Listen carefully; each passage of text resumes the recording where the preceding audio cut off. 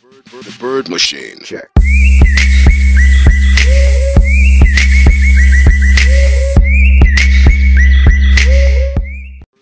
The Bird Machine. Čaute ľudia, dnes si v tomto videu ukážeme, ako si zlepšiť kvalitu mikrofónu, takže poďme na to.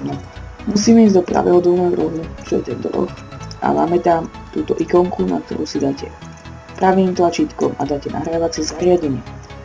Vyskočí vám táto tabulka, kde máte meno zvuk.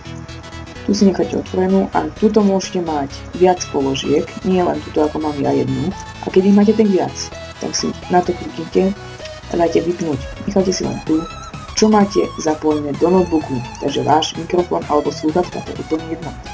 Ďalej, odslúkneme to, takže klikneme dvakrát a ideme do vlastností. Toto meno si dajte, ak chcete, zmeniť mikrofón pre seba, takže toto si nenecháte.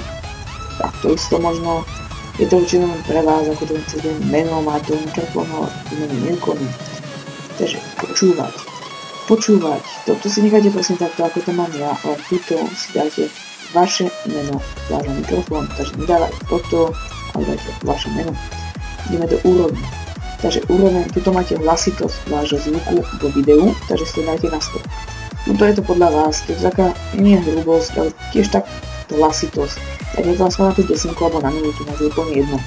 Ďalej, vylepšenie, nič netreba, spresnenie. Tu budete mať dve možnosti, dáte tu, ktorá sa viac vám bude sedieť, takže ja dávam tu, tam kde je viac tých neviem čo to je, no tak proste dáte to.